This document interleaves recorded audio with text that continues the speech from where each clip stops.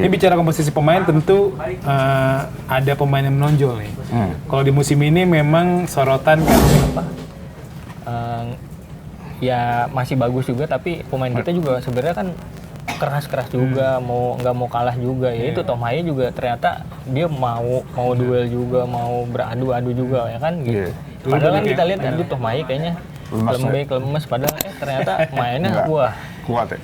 Di awal kan memang di awal musim Tom Haye sempat jadi ya mungkin di awal-awal karena masih fisiknya belum optimal, main cuma jadi pelapis, tapi tuh jadi pembuktian ketika Tom Haye main di 100 menit tuh ketika Persib menang 2-1 lawan Arema di Kanjuruhan ya. Waktu itu kan ekstra time-nya panjang dan Tom Haye bisa main full 100 menit tuh kayak ngebantah banyak pendapat yang bilang Tom Haye gak bisa main 10 menit. Ternyata bisa tampil oke di 100 menit dan konsisten lah sampai akhir musim ini. Seperti apa menurut Tom Haye?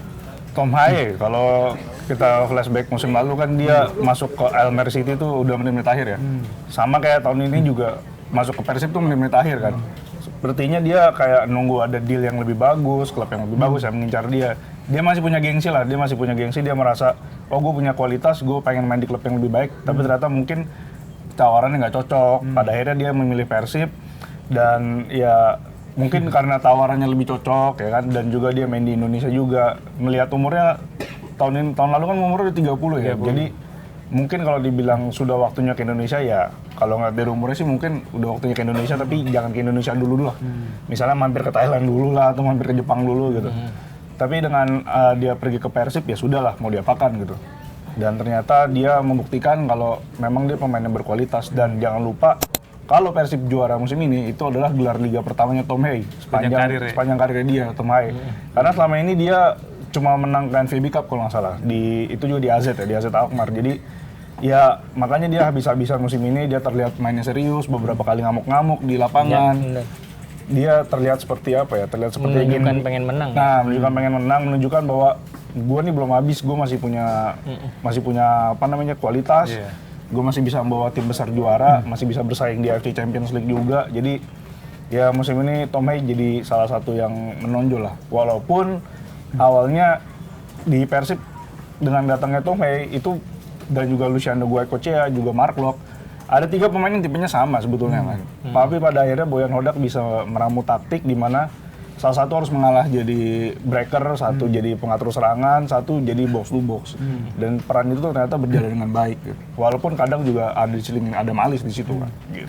Dan mungkin keputusan Tom Haye pindah ke Persib tepat ya, karena ya berpotensi jadi memenangkan trofi pertamanya. Jadi kalau misalnya Tom Haye kemarin pindah ke Persija belum tentu juara kan. Karena rumornya kemarin Tom Haye juga kuatnya ke Persija kan, bahkan admin IG-nya Persija tuh udah spill gitu, ada komen-komen soal Tom Haye, tapi akhirnya nggak kesampaian kan.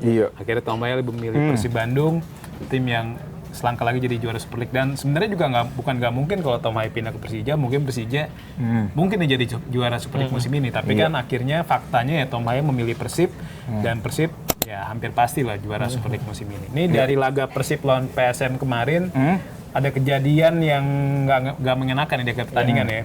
Kita lihat supporter PSM tuh melemparkan flare, dan juga tak hanya melemparkan flare, bahkan mereka segelintir lah atau mungkin puluhan supporter turun ke lapangan ya, dan nggak cuma minta manajemen berbenah, tapi juga ada aksi penyerangan nih.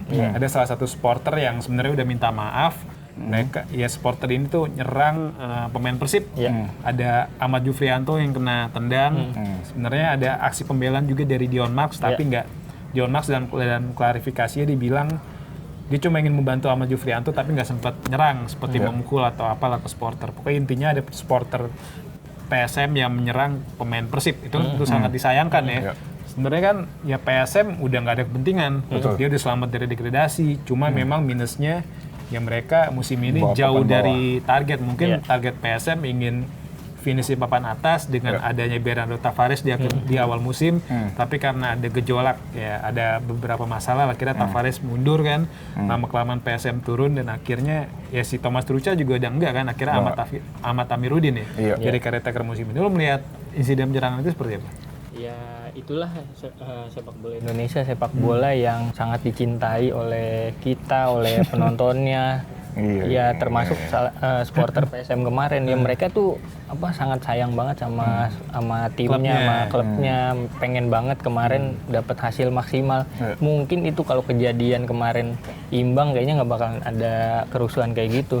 Cuman emang ya pahit banget detik-detik terakhir harus kegolan sama Julio Cesar, ya mereka pasti kayak ngeluapin, walaupun ini bukannya hal yang harus dibenarkan. Ya, ini jadi pelajaran juga buat supporter tim lain. Ya sebegitu cintanya kita sama tim yang kita sayang, ya kita harus punya pemikiran logis, harus dewasa juga kalau hal-hal yang ini ya malah merugikan tim kita juga. Ya kayak kemarin Persipura akhirnya kan musim depan mereka nggak bisa didukung nggak bisa tanpa penonton kan dalam satu musim kan.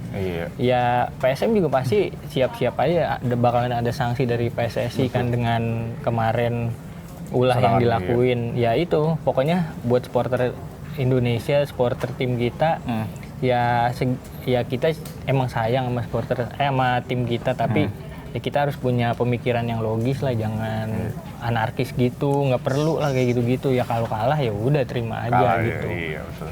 Kalau gue melihatnya itu sebagai mungkin kalau ketika mereka masuk lapangan, walaupun ini nggak dibenarkan ya, masuk lapangan terus juga melempar invasi gitu-gitu, itu nggak dibenarkan, tapi itu adalah bentuk kekecewaan karena ya itu sebenarnya kata Feby tadi, PSM mungkin punya target tertentu, ternyata terjarum di papan bawah, bahkan sempat terancam degradasi kan. Baru 2 atau 3 pekan sebelum ini selamat dari degradasi gitu. Mungkin itulah bentuk kekecewaan juga, bentuk kritik kepada manajemen tapi caranya salah gitu, dan itu nggak dibenarkan. Dan penyerangan ke Ahmad Jufrianto juga sebetulnya nggak dibenarkan, karena ya bagaimanapun ya kalau misalnya supporter PSM ini kecewa dengan manajemen, ya arahkan itu ke manajemen, jangan ke pemain, jangan sampai merusak stadion gitu, merusak fasilitas, karena pada akhirnya yang dirugikan juga PSM kan, klub. Apalagi mereka harus bayar denda, udah bayar denda, musim depan bisa jadi nggak pakai penonton. Keuangan juga nggak bagus-bagus banget kan PSM, ya jujur aja beberapa musim terakhir PSM keuangannya nggak bagus kan, sampai gaji masalah gaji, sampai Bernardo Tavares pun mengundurkan diri. Bernardo Tavares pernah jual medali dia gitu, itu kan berarti tanda keuangannya nggak beres.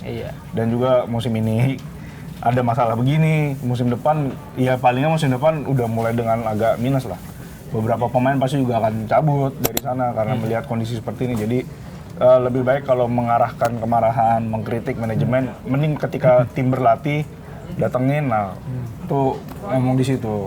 Beberapa kali kan Boboto juga begitu kan, ketika Persib lagi turun, mereka datang ke lapangan latihan menyampaikan protes ke manajemen. Mereka demo di depan kantornya Persib.